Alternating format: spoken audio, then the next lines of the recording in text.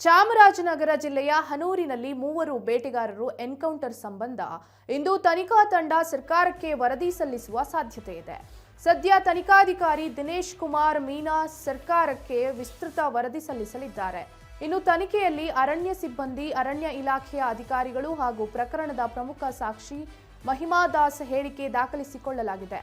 ಅಂದು ಘಟನೆ ಹೇಗಾಯಿತು, ಏನಾಯಿತು ಅನ್ನುವ ಕಂಪ್ಲೀಟ್ ವರದಿ ತಯಾರಿಸಲಾಗಿದ್ದು ಬಹುತೇಕ ಇಂದೇ ಸರ್ಕಾರಕ್ಕೆ ವರದಿಯನ್ನ ಸಲ್ಲಿಕೆಯಾಗಲಿದೆ. ಇದೇ ವೇಳೆ ಆಗಸ್ಟ್ 15ರಂದು ಪ್ರತಿಭಟನೆ ವೇಳೆ ಸಾರ್ವಜನಿಕರಿಗೆ ತೊಂದರೆ ಕೊಟ್ಟ ಆರೋಪದಲ್ಲಿ ಗಂಗನದೊಡ್ಡಿ ಗೋವಿಂದ ಸೇರಿ ಆತನ ಸಹಚರರ ಮೇಲೆ ಎಫ್ಐಆರ್ ದಾಖಲಿಸಲಾಗಿದೆ.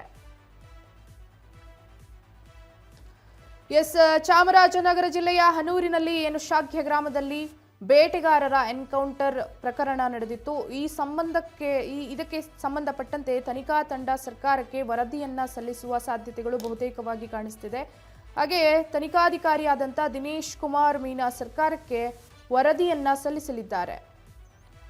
ಇನ್ನು ಪ್ರಕರಣದ ಪ್ರಮುಖವಾದ ಸಾಕ್ಷಿಯಾದಂಥ ಮಹಿಮಾ ದಾಸ್ ಹೇಳಿಕೆಯನ್ನ ದಾಖಲಿಸಿಕೊಂಡಿದ್ದಾರೆ. ಘಟನೆ ಹೇಗಾಯಿತು, ಯಾವಾಗಾಯಿತು ಎಲ್ಲವನ್ನು ಡೀಟೇಲ್ಸ್ ಕಲೆಕ್ಟ್ ಮಾಡ್ತಾ ಇದ್ದಾರೆ. ಇನ್ನು ಕಂಪ್ಲೀಟ್ ವರದಿ ತಯಾರಿಸಲಾಗಿದ್ದು ಬಹುತೇಕವಾಗಿ ಇಂದು ಸರ್ಕಾರಕ್ಕೆ ವರದಿಯನ್ನ ಸಲ್ಲಿಸಲಾಗುತ್ತೆ.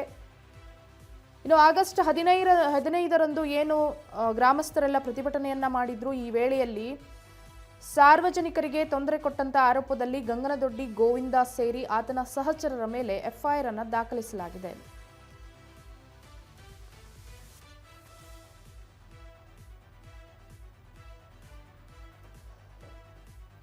ಚಾಮರಾಜನಗರದ ಎನ್ಕೌಂಟರ್ ಕೇಸ್ಗೆ ಇವತ್ತು ಒಂದಿಷ್ಟು ಮಾಹಿತಿ ಸಿಗಲಿದೆ. ಏನಾಗುತ್ತೆ, ಯಾವ ರೀತಿ ಆಯಿತು ಆ ಘಟನೆ, ಈಗ ತಪ್ಪಿತಸ್ಥರು, ಗುಂಡೇಟಿಗೆ ಬಲಿಯಾಗಿರೋರು ತಪ್ಪಿತಸ್ಥರ ಅಥವಾ ಅಧಿಕಾರಿಗಳ ಅನ್ನುವ ಎಲ್ಲ ಸಂಪೂರ್ಣ ಚಿತ್ರಣ ಇವತ್ತು ಸರ್ಕಾರಕ್ಕೆ ವರದಿಯಾಗಲಿದೆ.